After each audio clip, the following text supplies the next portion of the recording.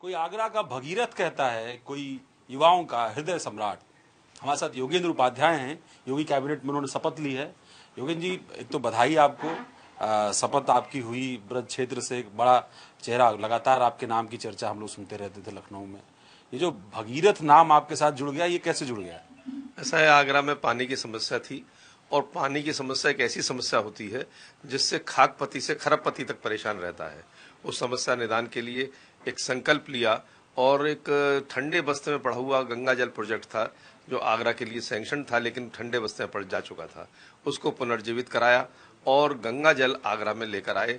इसके लिए यदि मैं 2 सेंटेंस में कहूं, और वो सिर्फ कोई राजनीतिक जुमला नहीं, हकीकत है कि मैंने पटवारी से लेकर मुख्य सचिव तक और थाने से लेकर सुप्रीम कोर्ट तक धूल ले डाली, तब गंगा मैया यमुना मैया के शहर में आई। और आज 340 MLD यानी million litre per day Ganga जल आगरे को मिल रहा है और आगरा की पेयजल समस्या का निदान हुआ है।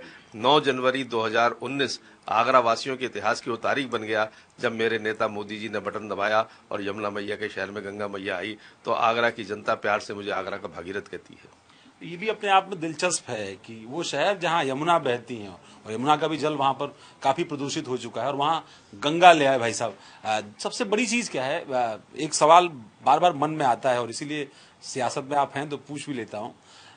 ब्रज क्षेत्र में तो बड़े बड़े नाम थे, नेताओं के ऐसे ऐसे नाम की, मतलब मुख्यमंत्री की कुर्सी भी एक बार डगमगाती थी। योगेंद्र उपाध्याय का सिलेक्शन कैसे हो गया?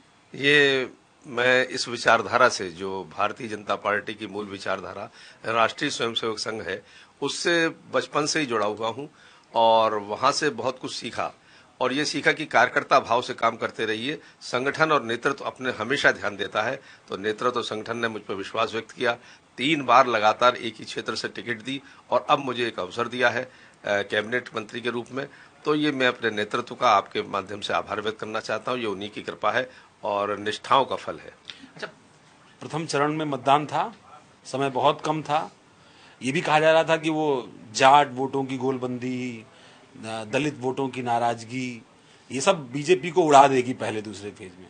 और जब परिणाम आया तो ये आगरा पूरा ब्रज क्षेत्र तो आप लोगों ने बीजेपी के लिए एकदम हवाई हो गई पूरी।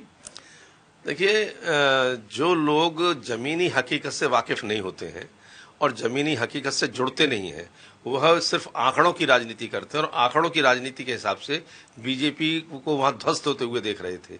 लेकिन भारतीय जनता पार्टी के मोदी जी का नेतृत्व, योगी जी का नेतृत्व, उनके कृतित्व, अंतिम छोर पर बैठे व्यक्ति की आवश्यकता पूर्ति के कार्य और कार्यकर्ताओं का निरंतर जनता से संपर्क और कार्यकर्ताओं से निरंतर जनता से संपर्क बनाए रखने की संगठन की वृत्ति और हमारे नेता अमित शाह जी और सुनील बंसल जी की रणनीति, ये सब ऐसा केमिस्ट्री बनी कि भारतीय जनता पार्टी का परचम पूरे ब्रज क्षेत्र में लहराया। सभी जाति व्यवस्थाओं को ध्वस्त करते और सभी जातियों की, क्योंकि मेरे नेता मोदी जी का विचार सबका साथ, सबका विकास, सबका विश्वास, यही एक मूल मंत्र था जिसने एक ऐसा परचम लहराया।